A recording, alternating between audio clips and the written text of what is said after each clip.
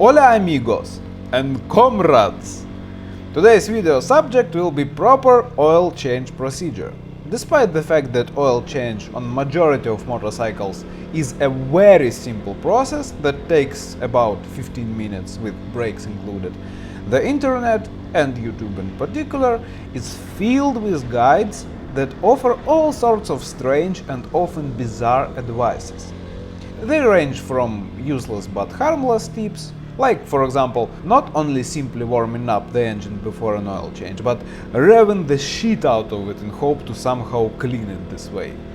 And all the way up to the borderline insane suggestions, like unscrewing the drain plug and letting the engine run for 30 seconds to drain out more old oil. Unfortunately, my video won't include any such extravagant practices. It will simply demonstrate a regular, proper oil change without any hocus pocus. At most, maybe there will be a couple of important tips that many people tend to overlook during the process, but nothing more than that. The whole process starts with warming up the engine. You can simply start the motorcycle and ride for about 10 minutes. That will be more than enough. Warming up is necessary because as the oil heats up in our engine, it becomes less viscous. And during the oil change, we won't have to sit and wait for 3 hours for it to drain. Instead, it will flow out pretty quickly. After the warm-up, we stop and take out the necessary tools to unscrew the drain plug and the filter cover. Word of wisdom. First of all, make sure the oil cap in which you will pour in oil is not stuck and can be unscrewed easily. Otherwise, the old oil may drain out, but you won't be able to pour in the new one. Trust me, it feels pretty stupid. Next, we unscrew the drain plug and wait for the old oil to drain. In the meantime, we check the magnet on the plug, if there is one. In my case, the magnet is integrated into the mesh oil screen. This gunky residue on the magnet is normal. The main thing that there are no noticeable large metal particles. We clean the magnet, clean the oil screen and wait for the oil to drain. Unfortunately, it cannot drain absolutely completely. There are many actions that people take to clean the engine thoroughly. Various flushes, oil additives and so on.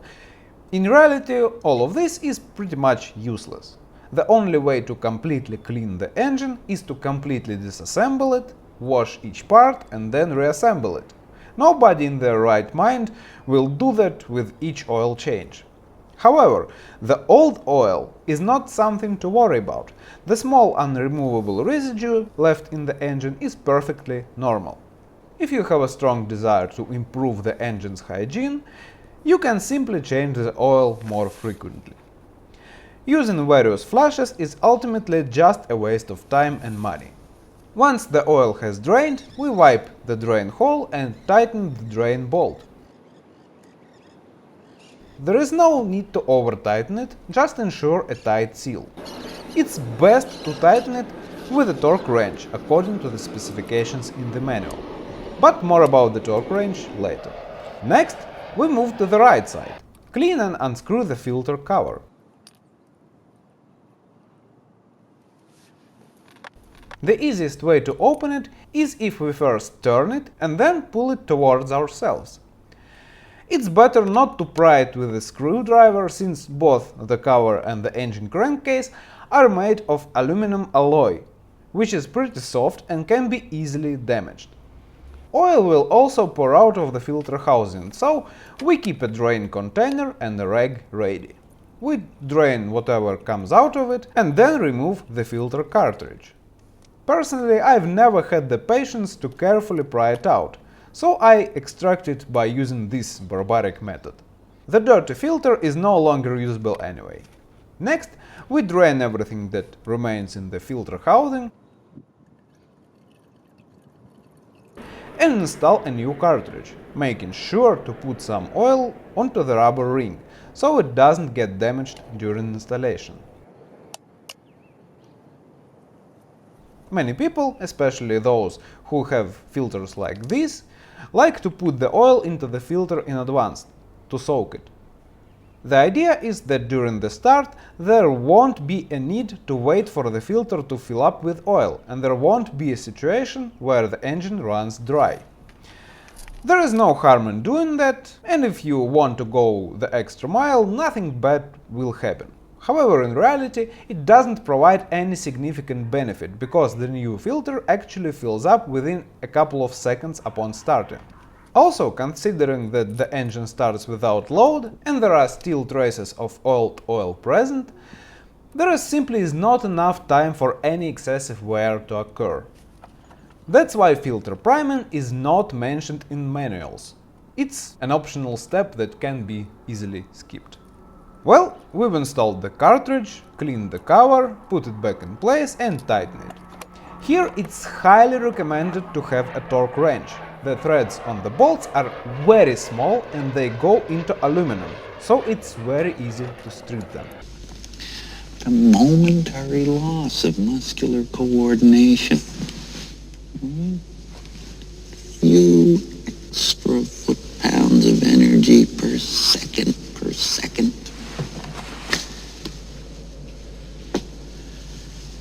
It's better not to rely on our hand in this case. I've found stripped threads in almost every motorcycle where someone had been tinkering before. And I confess that I've also stripped them a couple of times, thinking I could tighten them just like that, with my enormous skill and experience. That's why a torque wrench is a must-have for tinkering with motorcycles. Without it, you are guaranteed to screw up at some point. Another mini tip for such small threads is that when you tighten the bolt, to ensure that it goes properly into the thread, you can slightly turn it counterclockwise by hand at the beginning. When it clicks like this, you'll feel that the thread has properly engaged, and then you can tighten the bolt normally without worrying about it going cross-threaded. And one more thing about torque wrench: after you have done, don't forget to reset it to the 0 position, so that the spring inside it is loose. Otherwise, you'll have to recalibrate the wrench at some point. Alright, cool, we've drained the oil, installed the new filter, now it's time to pour in the new oil.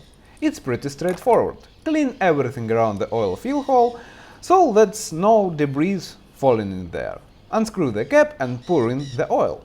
Choosing the right oil is like a whole religion for everyone. In reality, the simplest and best way is to look in the manual and see the required specification. And I guess it depends on the country, but back in Russia, for example, there was a lot of counterfeit motor oil, so it is important to avoid counterfeit stuff. If it's genuine and matches the specs in the manual, everything will be fine. Pour in the required amount. On most bikes, there is a window on the side, and the oil level should be between two marks. That's how you pour it in, aiming to keep it between the two marks. Once you've poured it in, close the cap and start the engine for a couple of minutes. Don't rev it, let the engine idle. In the meantime, check for any oil leaks, especially around the filter and drain plug. Let the engine run for a few minutes, then turn it off, wait a couple more minutes and check the oil level. If necessary, top it. That's it, you are done. As you can see, changing the oil in the motorcycle is super quick and easy thing. There is nothing complicated about it. It took me about 15 to 20 minutes for the whole process, with most of the time spent trying to place the camera without me blocking the view. Well, okay, I also spent an extra 10 minutes riding here to warm up the engine. And now only one question remains. How often should you change the oil? It's best to follow the recommendations in the manual, taking into account your riding conditions.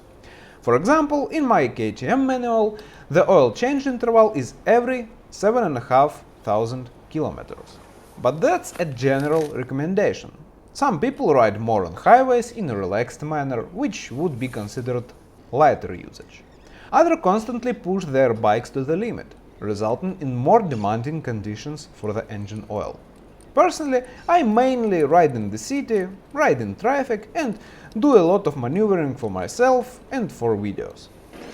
In my case, it's not extremely harsh usage, but slightly more demanding than normal. Perhaps changing the oil every 7,500 kilometers would be fine. But for the peace of mind, I can change it a bit more frequently, like every 5,000–6,000 kilometers. It won't do any harm. So that's the line of thought. Alright, I believe that covers everything for today. If you found this video useful, put a thumbs up and feel free to explore my other videos. I'm sure you'll find something interesting for you. And don't forget to take a look at my video courses. They are extremely useful tools for self-training as well. Thank you for watching and have a great day. Bye.